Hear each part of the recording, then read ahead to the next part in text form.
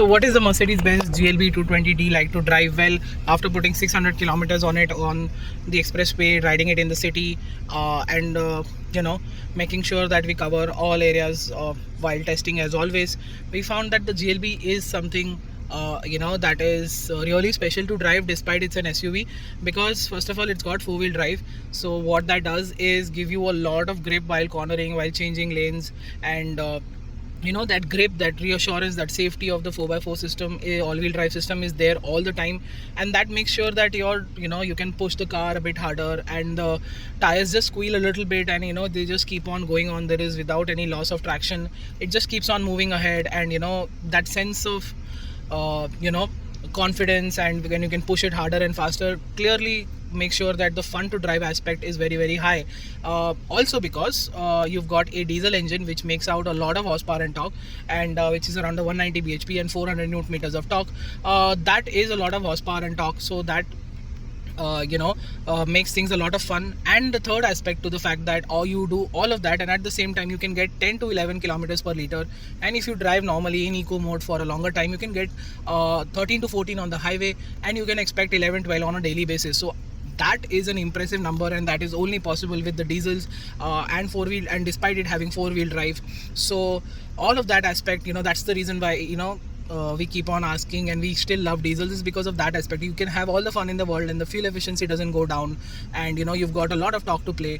And with the new BS6 diesels being super clean, almost as good as petrols when it comes to numbers, at least on paper, is that they should be really well considered for SUVs like this. One of the reasons why, I think that's the fourth reason why the GLB is really good to drive, it's because of the center of gravity is low. It's not really that tall, and that is also one of the reasons why you really enjoy pushing this car. Body roll, when you change lanes and do cornering around, is really well in check. It doesn't it's even more in check than before. And the fifth part of the whole dynamic package is the steering. Mercedes is making some fantastic steerings. The feedback is excellent. It's very precise and light when you need it. It gets heavier on the highway as well. So it's got all cover, all bases covered, and that is really something to look forward to every single time we drive a Mercedes nowadays. So somebody's gotten the steering bang on, and everybody needs to learn from that, including the peers from Mercedes-Benz.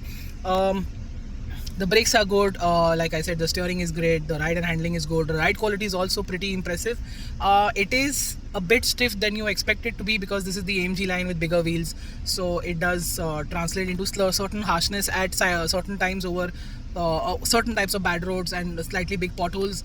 If you're going slightly faster, either you go very slow or you completely go flat out over it, and I think that's where you have to slow down because of the wheels, and that's when the ride quality feels a little jittery. But most of the time it runs beautifully, it rides flat over roads, and it deserves mention as always that Mercedes has done a fantastic job with the steering and the suspension and the brakes of the car. And we wish the ride quality would have been better, but then again, if you choose a normal version and not with these AMG spec wheels, you will definitely get better ride quality, so that's for sure. Apart from that, let's discuss what the verdict is on the GLB 220D. Is the fact that it's got certain features missing. It doesn't get the big screen on the inside. The pricing is slightly high because it's a CBO, fully import unit from Mexico, and it is something that will make you question your decision when you are looking at the GLC and the GLA, which also look a little bit better when it comes to design. But then again, you're choosing the GLB because you love the GLS, you love the boxy design. So I think it's a heart over head decision. Mercedes is very quickly going to update this car than usual, because we've seen spy shots of GLB roaming around internationally. So what will happen is that within a year or two, within 2 years, there will be an update that will come to India as well, and that might be a locally assembled car, who knows.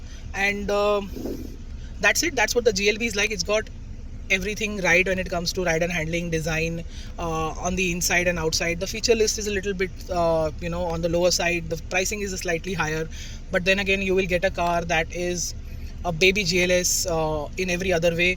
And that's the big highlight here. You're getting something that is very inspirational at a very lower price when compared, and that will make a lot of sense to a lot of people, and that is where the GLB will find more homes than we expected to.